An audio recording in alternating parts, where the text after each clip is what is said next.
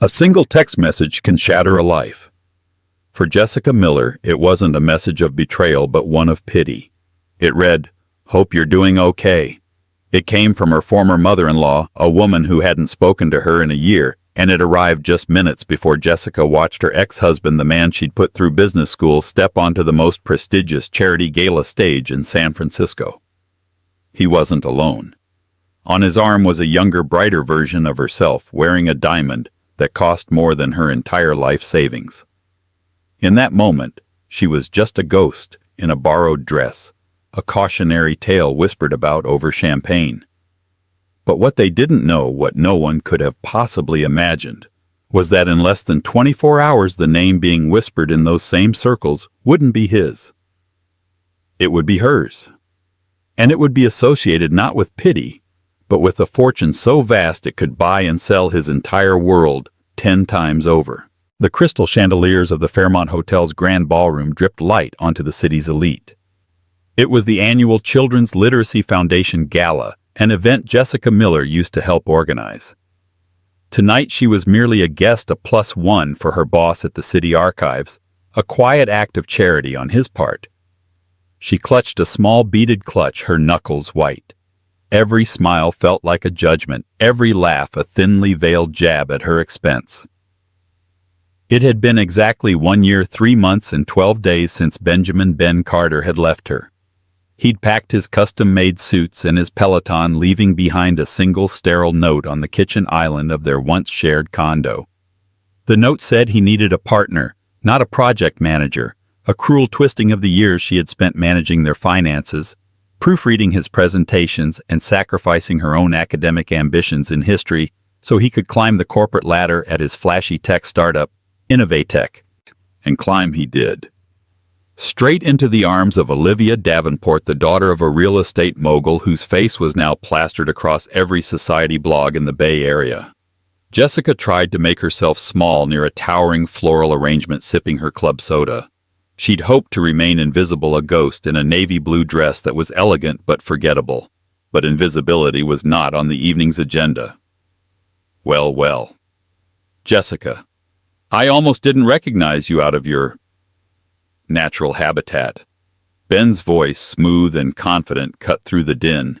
He stood before her immaculate in a Tom Ford tuxedo, and beside him, clinging to his arm, was Olivia. She was breathtaking, draped in a glittering gold gown, a supernova next to Jessica's quiet night sky. The diamond on her finger, the one from the blogs, caught the light and fractured it into 100 tiny, painful daggers. Ben, Jessica said, her voice steadier than she felt. "Olivia, congratulations on the engagement. I've read all about it." "Oh, thank you." Olivia beamed, her smile wide and seemingly genuine. She was too young to have mastered the art of polite cruelty. "Ben has told me so much about you. You were an absolute saint, apparently, holding down the fort while he was building the empire."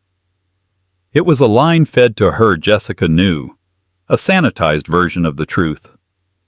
Ben smirked, a self-satisfied expression that made Jessica's stomach churn. Jess was always practical, Ben said, his tone dripping with condescension.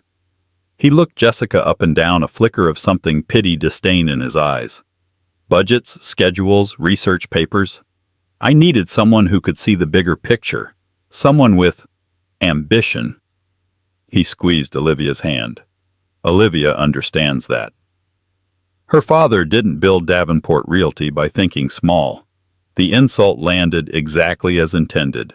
Jessica's ambition was the very thing she had shelved for him. Her dream of getting a PhD in historical preservation, of curating museum exhibits, had been deemed a hobby, while his get-rich-quick tech venture was treated as gospel. A local photographer smelling drama drifted closer. Ben, ever the performer, noticed immediately. He pulled Jessica in, slightly a grotesque pantomime of old friends catching up. "You should have seen the Innovatech quarterly report, Jess," he said, his voice loud enough for those nearby to hear. "We've secured another round of funding. We're going to disrupt the entire logistics industry." He then turned to Olivia. "My brilliant fiancé even introduced me to some key investors from her father's circle." He was parading his success using Olivia as the ultimate trophy, and Jessica as the discarded cautionary past. He was not just showing her what she had lost. He was telling the world why she deserved to lose it. Every word was a public declaration of her inadequacy. Jessica felt the blood drain from her face. She saw the looks from the people around them, the pitying glances from old acquaintances, the smug satisfaction from Ben's new friends. She was a relic, a black and white photo in his new life of dazzling color. "That's wonderful for you, Ben," she managed, her throat tight. "I have to go. My boss is waiting." She turned to leave, but Ben's hand shot out and grabbed her wrist. It wasn't a harsh grip, but it was possessive, a final assertion of power. "Hey, no hard feelings, right?" he said, his voice a low murmur just for her. "I just want you to be happy. Find a nice, quiet life. It's what you're good at." He released her. As Jessica walked away, her heart hammering against her ribs, she could hear Olivia's light, tinkling laugh behind her. She didn't look back. She walked straight past her boss through the grand lobby and out into the cold, foggy San Francisco night. The weight of her failure, so publicly displayed, felt like a physical shroud. She had given him the best years of her life, and he had thanked her by turning her into a punchline at a party. Little did she know this public crucifixion was the prologue to a story so unbelievable it would soon make Ben Carter and his entire world feel very, very small. The day after the gala was a study in gray. A thick, persistent fog smothered the city, mirroring the suffocating gloom in Jessica's small apartment in the inner Richmond. The navy blue dress lay crumpled on a chair, a sad reminder of the previous night's humiliation. She spent the morning in a haze of stale coffee and self-recrimination, scrolling through the very society blogs that had once been a source of morbid curiosity and were now a testament to her public shaming. There it was, a photo of Ben, Olivia, and her. Ben was grinning. Olivia was radiant, and Jessica was a deer in the headlights, her face pale and her eyes wide with a pain the camera had captured with cruel precision. The caption read, "Innovatech CEO Ben Carter and fiancée Olivia Davenport share a friendly moment with Carter's ex-wife Jessica Miller." A friendly moment. It was a lie so blatant it was almost funny. She was cataloging a collection of 19th century city planning documents at the archives, the scent of old paper and leather, a familiar comfort when her phone buzzed. It was a text from her best friend Chloe, a fiercely loyal art gallery owner. Chloe just saw the pics. "That man is a walking, talking personification of a small man complex. Want me to come over tonight with wine and a voodoo doll?" Jessica managed a weak smile. Jessica, wine. Yes, voodoo doll maybe. It was worse than it looked. Chloe. It looked atrocious. "Call me later. Don't let him live in your head rent-free." But he did. His parting words, "Find a nice, quiet life. It's what you're good at," echoed in her mind. He had defined her, packaged her up, and put her on a shelf. The worst part was she was starting to believe him. Maybe this was all she was destined for, a quiet life surrounded by the ghosts of other people's histories. When she returned home that evening, a thick, cream-colored envelope was sticking out of her mailbox. It stood in stark contrast to the usual junk mail and bills. It was heavy, made of expensive cardstock. The return address was for a law firm in the heart of the financial district, Thompson, Crestwood, and Finch. The name sounded old, powerful, and utterly unfamiliar. Her brow furrowed. Was she being sued? Had she witnessed an accident she'd forgotten about? A knot of anxiety tightened in her stomach. With trembling fingers, she tore it open. The letter inside was brief and formal. "Dear Ms. Jessica Miller, this letter serves as a formal request for your presence at our offices at your earliest convenience. We are handling a matter of significant personal importance pertaining to the estate of our late client, Mr. Jonathan Beaumont. It is imperative that you attend this meeting in person and that you speak to no one about this correspondence. Please contact my assistant, Ms. Albright, at the number below to schedule an appointment. Sincerely, Arthur Finch, Senior Partner, Thompson, Crestwood and Finch, Jonathan Beaumont." The name meant nothing to her. She searched her memory, the archives of her own life, for any connection. Beaumont. Nothing. Her parents were both gone, and she had no other known relatives. Her father had been a firefighter, her mother a nurse. They were good, simple people who had loved her fiercely, but had left behind little more than a mortgaged house and a box of photographs. A scam, she thought. It had to be some elaborate high-end phishing scam. But why her? And a firm like that wouldn't need to scam people. She Googled them. Thompson, Crestwood & Finch was one of the oldest and most respected estate law firms in California, specializing in old money, the kind of wealth that was measured in generations, not funding rounds. Her curiosity warred with her exhaustion. The thought of navigating another high-stakes, intimidating situation so soon after the gala was draining. But the letter's commanding tone, the sheer mystery of it, was a strange, sharp hook in the dull fog of her depression. A matter of significant personal importance. What could that possibly mean? She reread the name. Jonathan Beaumont. It felt like a name from one of the historical documents she worked with every day. A railroad baron, a shipping magnate, a name etched onto the cornerstone of a forgotten building. That night she couldn't sleep. The humiliation of the gala faded, replaced by a restless, nervous energy. Who was this man? And what could he possibly have to do with her? It was a puzzle, and her archivist's mind, trained to find connections and uncover hidden narratives, couldn't let it go. The next morning, driven by a force she didn't quite understand, perhaps it was just the need for something to happen, something to break the bleak inertia of her life, she picked up the phone.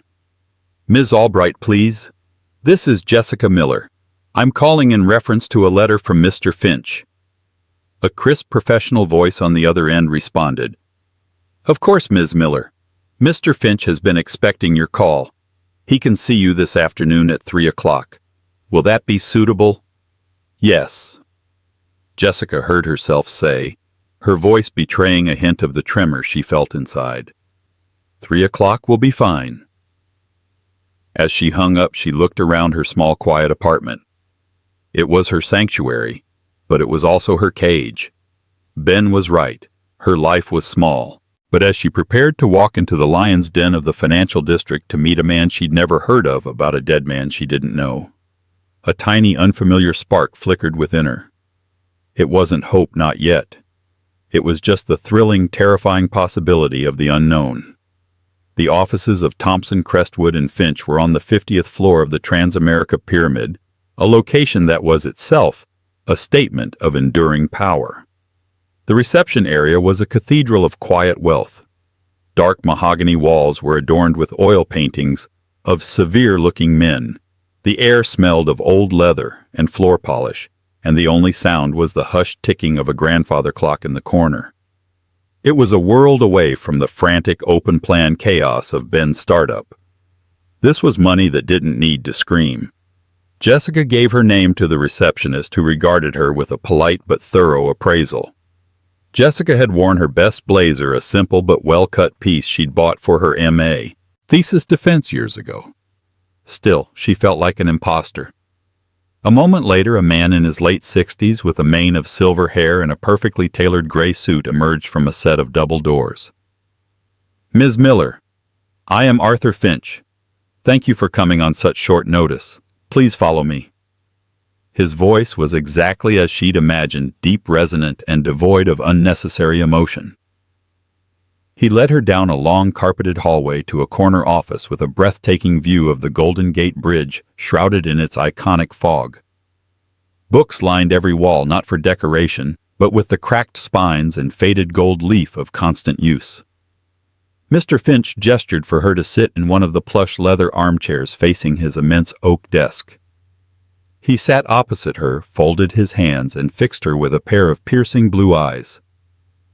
"Ms. Miller," he began, "I will not waste your time with pleasantries.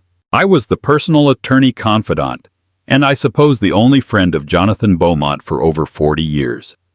He passed away last week at the age of 92. Jessica nodded, unsure of what to say. "I'm sorry for your loss.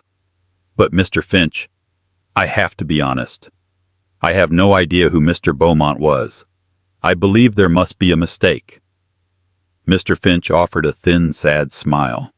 "There is no mistake. Jonathan was a man who valued his privacy above all else.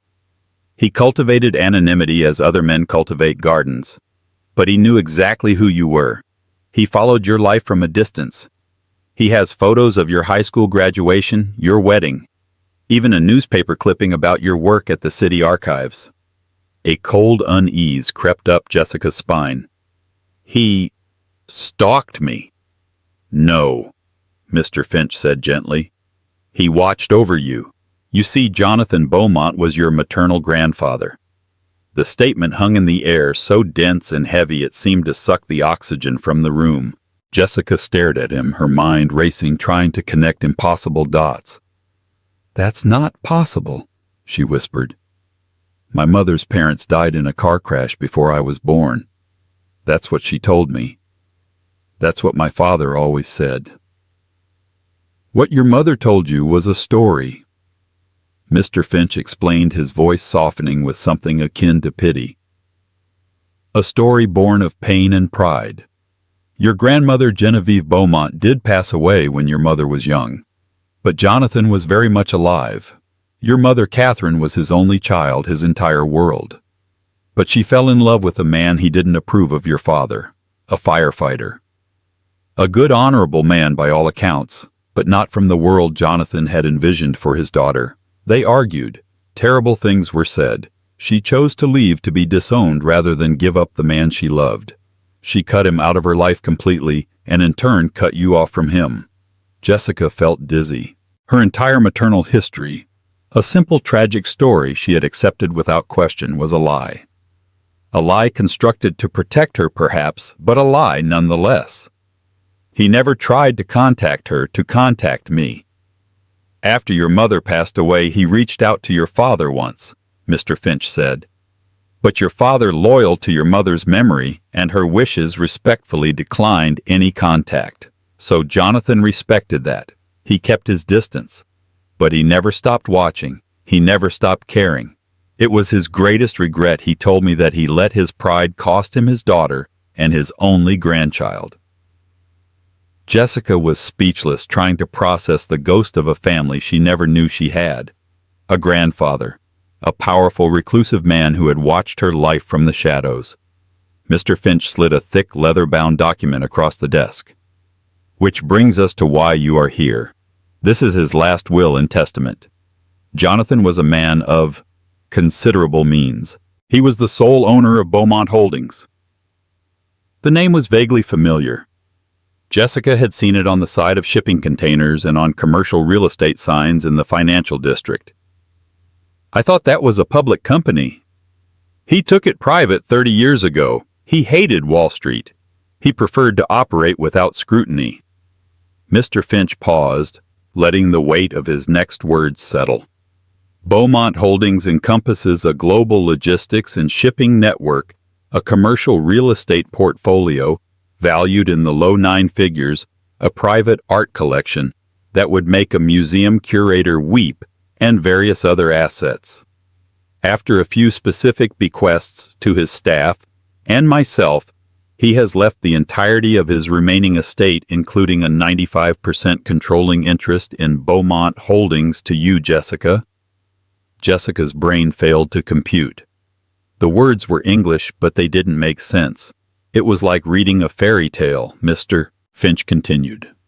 "The liquid assets, properties, and art collection are valued conservatively at around $900 million. The controlling interest in the company, which generates a net profit of over $200 million a year, is valued at several billion more." Jessica's jaw went slack. She couldn't breathe. Billion. The word was absurd. It was a number for news headlines and villains in movies. It was not a number that had anything to do with her, Jessica Miller, who worried about her car insurance payments and bought her coffee with a rewards card. I don't understand," she stammered. "He believed that blood was the only thing that mattered in the end," Mr. Finch said. "And you are his only blood." He then cleared his throat. "However, there is one significant condition.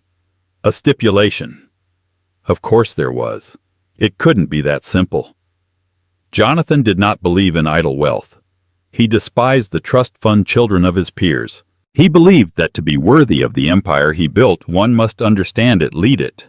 The will stipulates that for you to inherit, you must assume his position as chairperson of the board of Beaumont Holdings. You must actively serve in that role for a minimum of 1 calendar year. You cannot simply liquidate the assets or hand over control. You must run it. If at the end of that year you wish to step down, you may, but you must first walk in his shoes. Chairperson of the board. The title was so alien it might as well have been in another language. She was an archivist. She managed dusty papers, not global corporations. It was a test, a posthumous test from a grandfather she'd never met.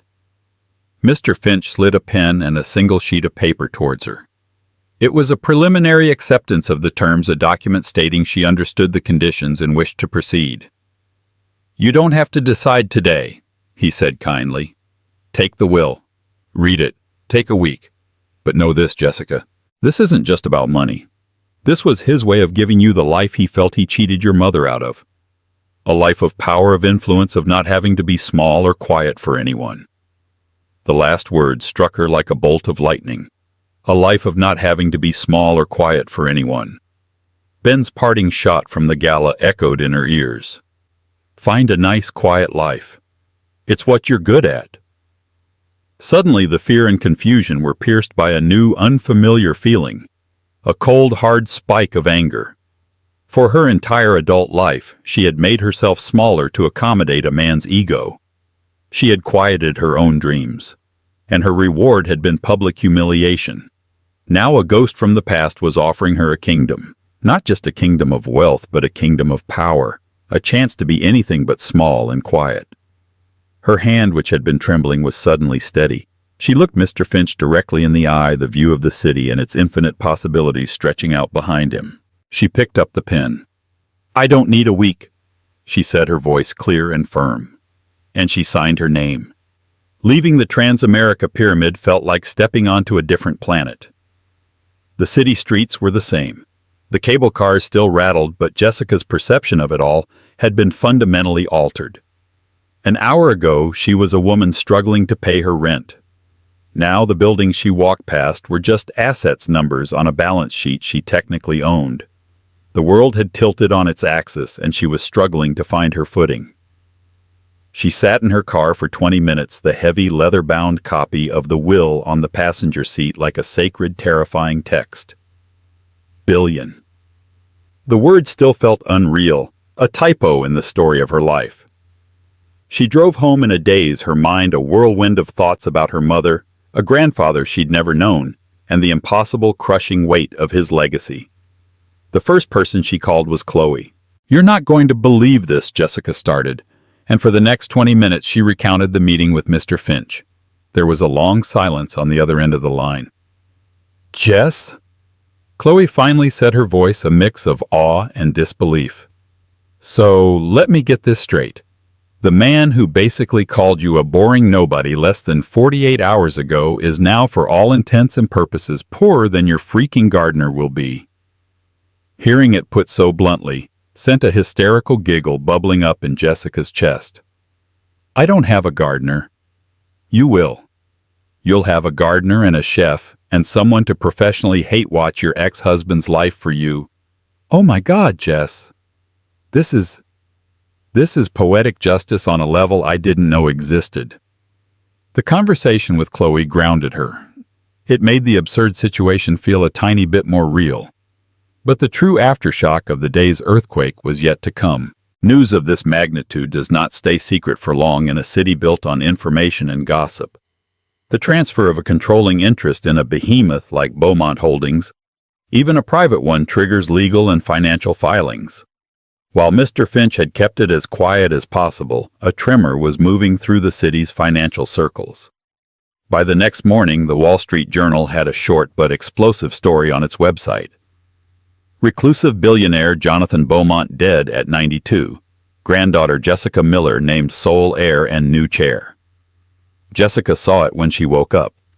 Her phone, which usually had a few notifications, had dozens. Texts from people she hadn't heard from in years. Missed calls from unknown numbers. It was terrifying.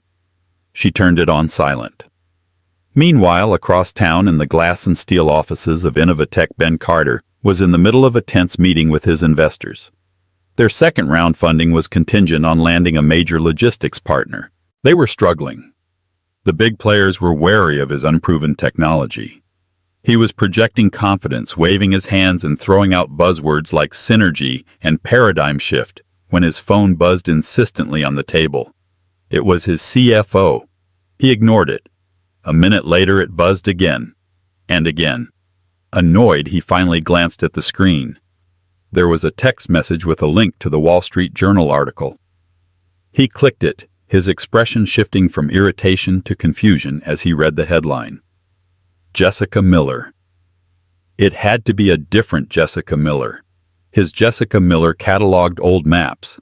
His Jessica Miller's idea of a big investment was buying organic kale. He read the article.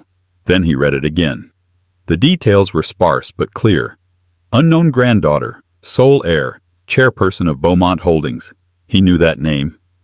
Beaumont Holdings was one of the Leviathans, the very kind of company he was desperately trying to partner with. The blood drained from his face.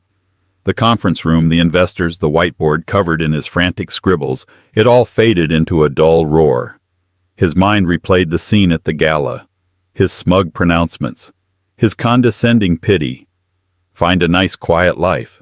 It's what you're good at. He had publicly shamed a woman who could now buy his entire company with the money she probably found in her new couch cushions. The humiliation he felt was 1,000 times more potent than what he had inflicted on her. It wasn't just that she was rich. It was that she was powerful. She was now the chairperson of a major corporation, while he was still essentially a glorified beggar with a PowerPoint presentation. He abruptly ended the meeting, mumbling something about a family emergency. He locked himself in his office, his hands shaking. His first instinct was disbelief. This was a cosmic joke. His second was rage. How dare she? How dare this happen to her? It was unearned. It was a lottery ticket. He had worked for his success. He had built his company from the ground up with her unpaid labor as the foundation, a fact he conveniently ignored. His third and most potent instinct was calculation. He scrolled through his phone and found her number. He hesitated. What could he even say? Then desperation took over. He typed out a text. Ben, Jess. I just saw the news. Is this real? He waited. 5 minutes passed. No reply.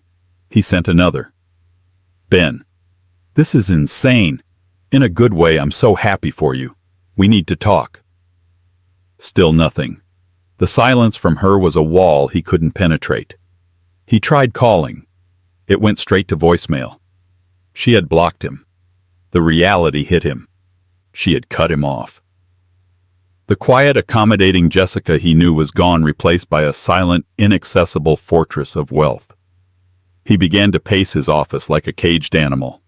His mind, always scheming, began to churn. She couldn't do this. He was part of her story. He had shaped her for better or worse. Her past was entwined with his. In his deeply narcissistic worldview, her success was in some twisted way connected to him. It was a resource, and he needed resources. He thought back on their marriage, their shared accounts, their joint tax returns, the business plans they had idly discussed over dinner. There had to be something, an angle, a loose thread he could pull on. At the same time, Olivia Davenport was having brunch with her friends. Her phone lit up with the same news alerts. She read the article, her perfectly sculpted eyebrows rising in astonishment. She remembered the pale, sad woman from the gala. She had felt a pang of pity for her then. Now that pity was curdling into something else, a strange mix of intimidation and dawning suspicion. She looked at the diamond on her own finger, a jewel that had seemed so magnificent 2 days ago. It suddenly felt a little smaller, a little less bright. She remembered the venom in Ben's voice when he'd spoken to Jessica, the absolute certainty with which he had dismissed her. Had he really not known, or was his judgment the very thing she found so attractive fundamentally flawed? The aftershock had hit. Ben Carter had built his life on the idea that he was the smartest man in any room, but in the space of a single news cycle he had been made to look like a fool. And a fool with a wounded ego is a very dangerous man indeed. Jessica's first day as chairperson of Beaumont Holdings was less a coronation and more a trial by fire. Dressed in a charcoal gray suit chosen by a personal shopper Mr. Finch had insisted on, she felt like a child playing dress-up in her mother's clothes. The suit was armor, but beneath it her heart hammered a nervous rhythm against her ribs. The Beaumont Holdings headquarters occupied the top 10 floors of its own skyscraper, a sleek, imposing tower of black glass and steel that loomed over the Embarcadero. As she stepped out of the private elevator into the executive suite, she was met by a phalanx of stone-faced individuals. This was the board. Mr. Finch was by her side, a steady, calming presence. He made the introductions. There was Philip Grant, the CEO, a man with a ruthlessly lean build and the predatory stillness of a hawk.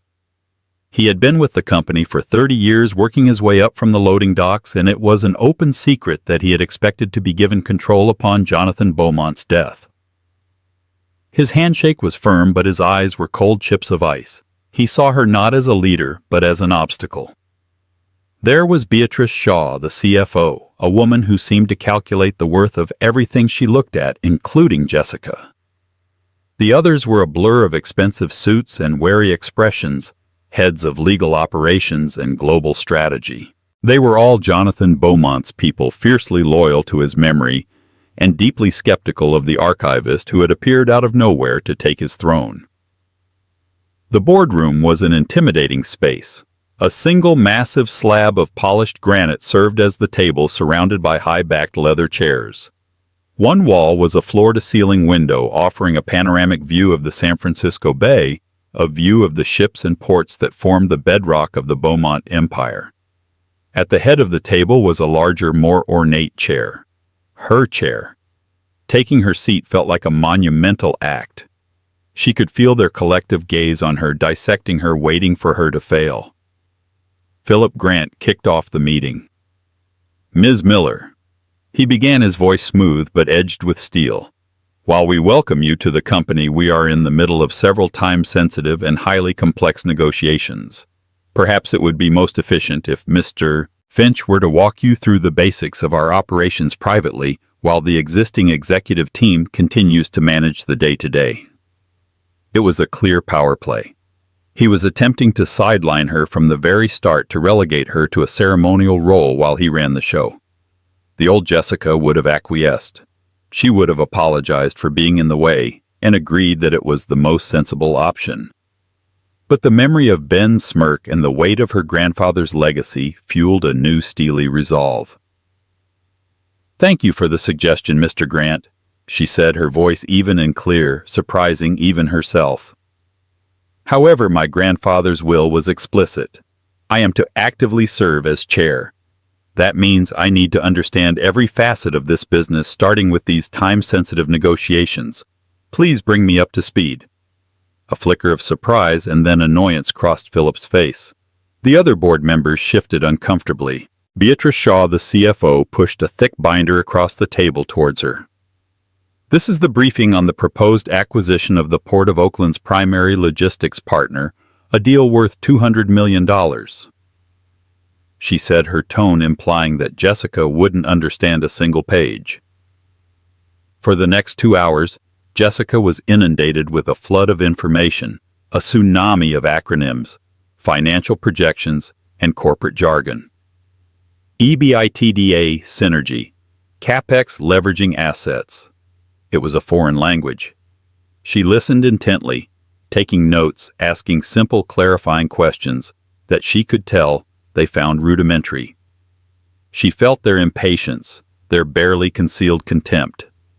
She was drowning, and they were watching.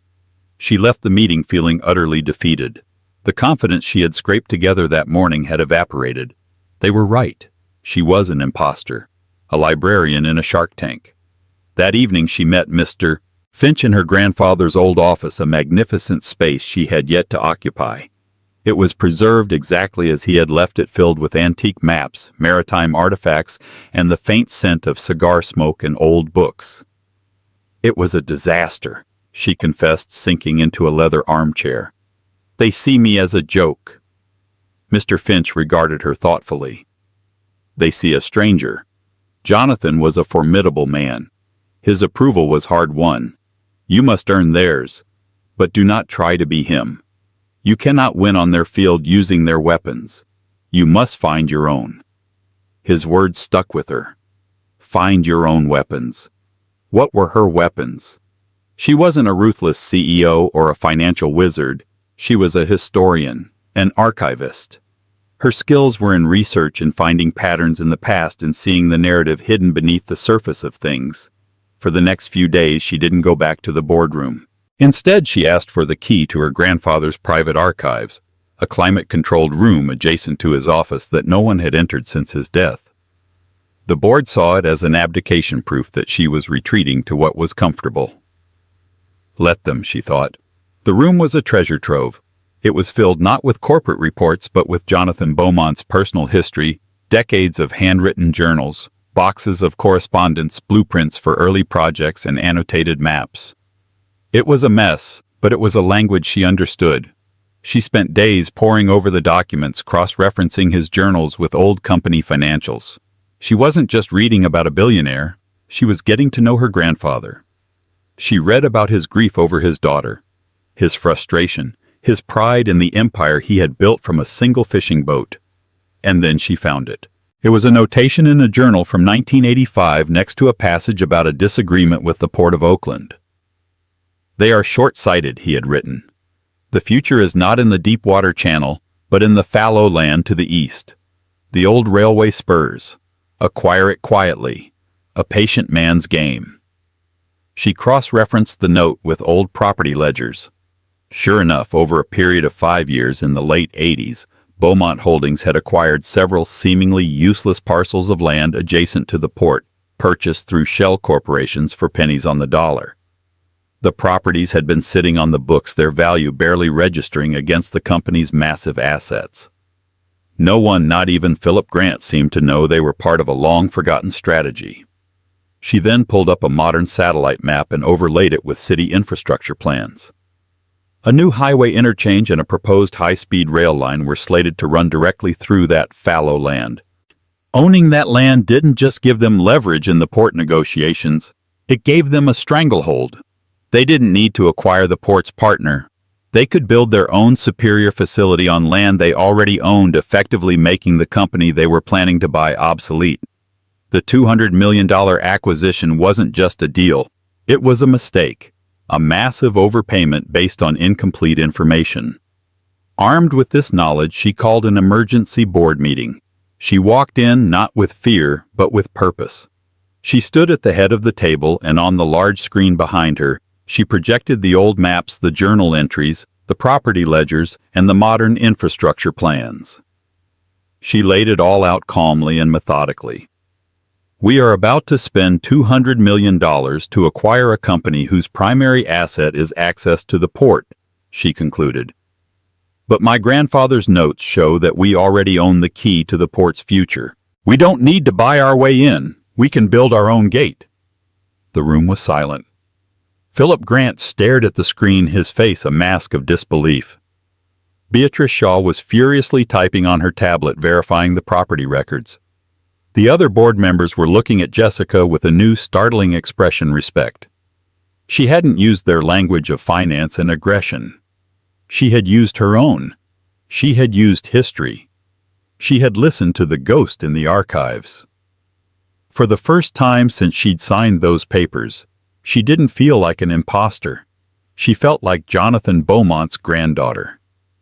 While Jessica was finding her footing in the world of corporate titans, Ben Carter was sinking. The news of Jessica's inheritance had sent a shockwave through his professional life. Investors who had once been impressed by his bravado were now looking at him with a critical eye. If his judgment about his own wife was so spectacularly wrong, what else was he wrong about? The promised partnership with a major logistics firm failed to materialize, and his second round of funding was suddenly in jeopardy. He was running out of money and time. His days were consumed by a festering obsession with Jessica's fortune. It was a monumental injustice, a cosmic error he felt entitled to correct. He had tried everything. He'd left pleading voicemails. He'd sent long rambling emails alternating between apologies for his behavior and reminders of their shared journey. He'd even sent flowers to the Beaumont Holdings building, a pathetic gesture that was likely discarded by a security guard. All of it was met with a wall of impenetrable silence. His desperation curdled into a dark, spiteful resolve. If she wouldn't give him a piece of her fortune, he would take it. He spent his nights digging through old boxes he'd taken from their marriage, searching for a weapon. He sifted through old photos, bank statements, and tax returns. And then, in a dusty folder at the bottom of a banker's box, he found it. It was a slim business plan from early in their marriage for a venture they had nicknamed Package Perfect.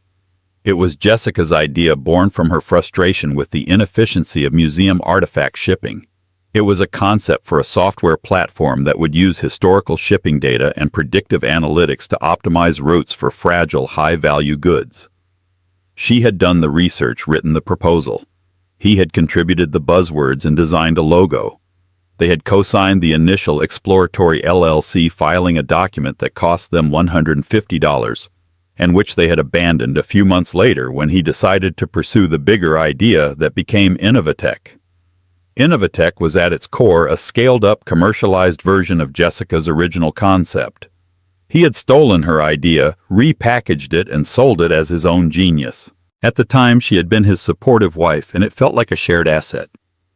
Now it was his Achilles' heel, and he thought his golden ticket.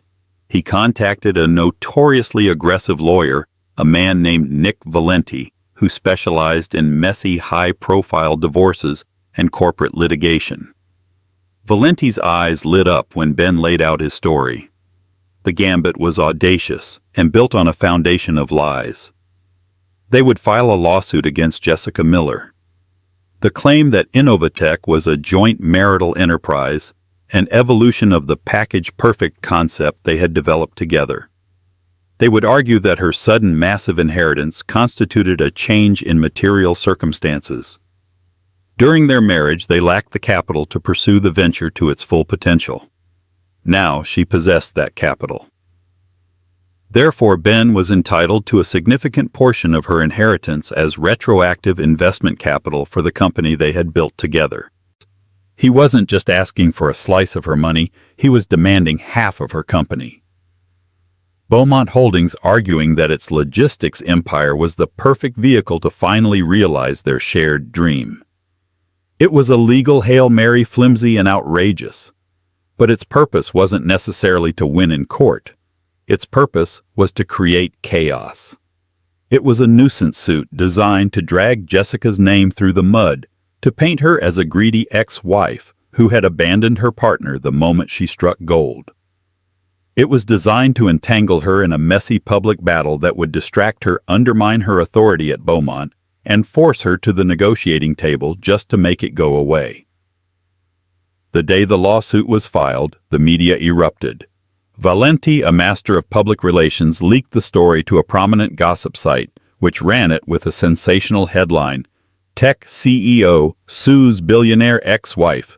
She stole my dream, and now she's stealing my future." The story was accompanied by carefully selected photos, Ben looking stressed and determined in his office.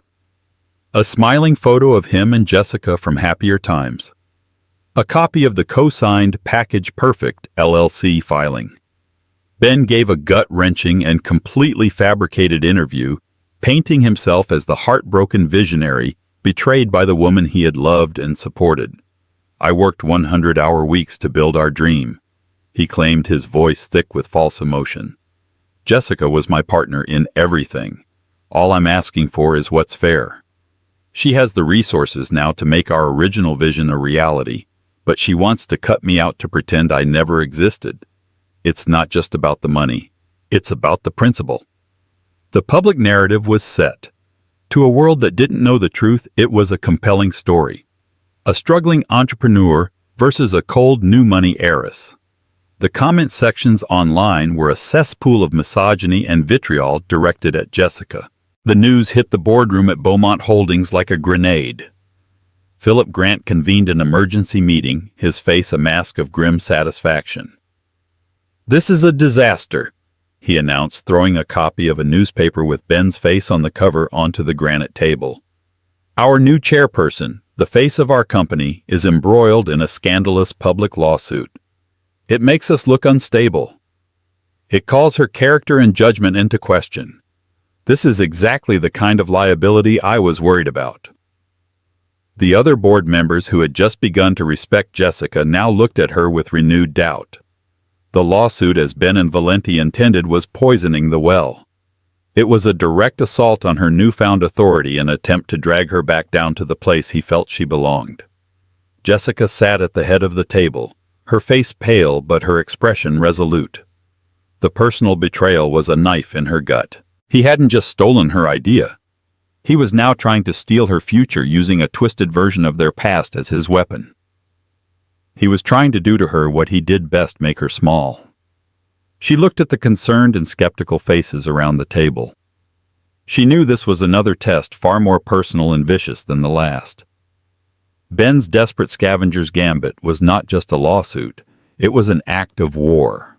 And Jessica knew she had to fight back, not just for the money or the company, but for the truth of her own life.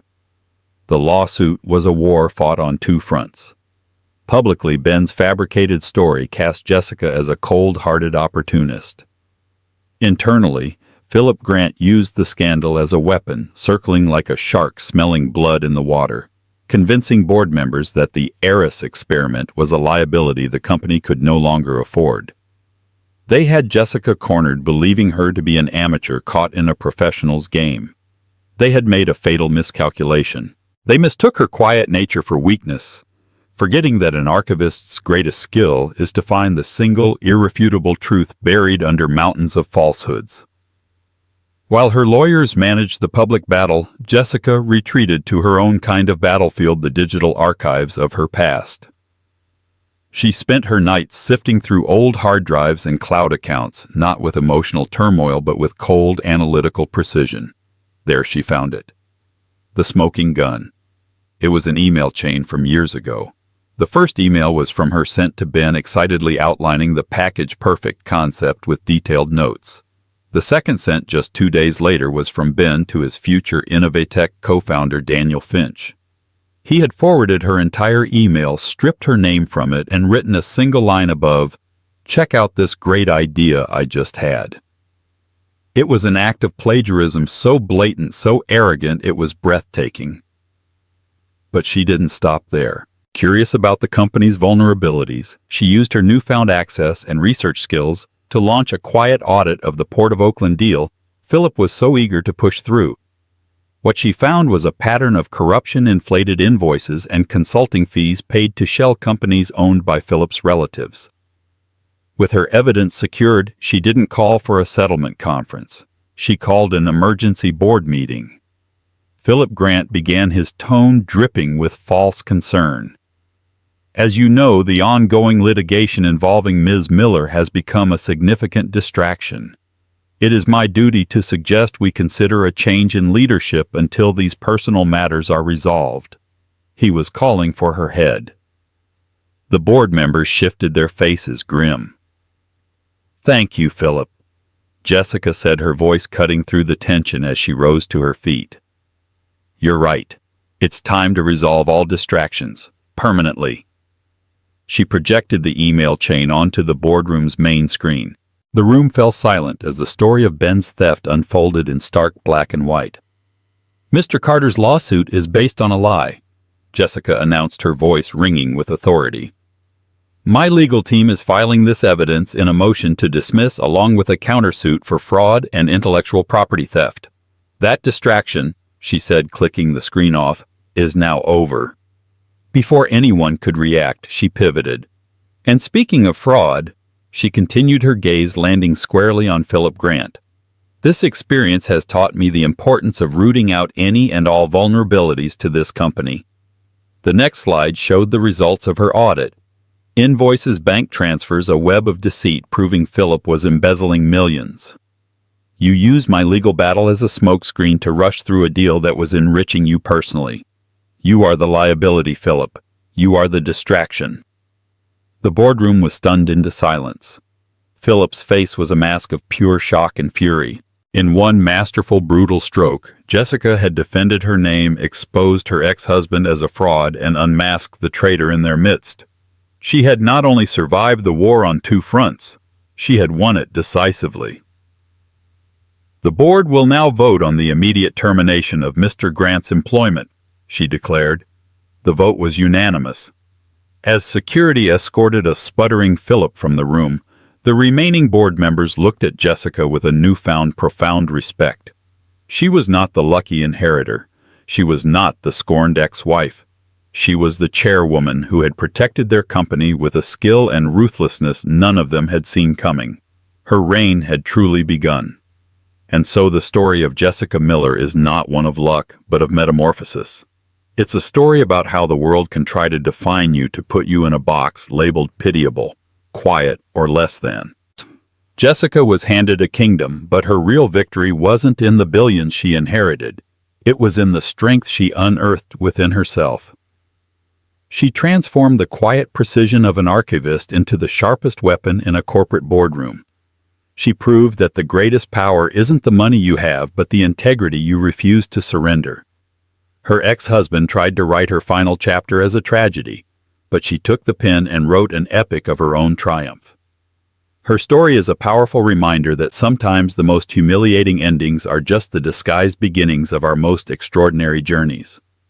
If Jessica's story of justice and empowerment resonated with you, please show your support by hitting that like button. Share this video with someone who needs to be reminded of their own inner strength. And don't forget to subscribe and turn on notifications so you won't miss our next story of unbelievable twists and ultimate vindication. Thank you for listening.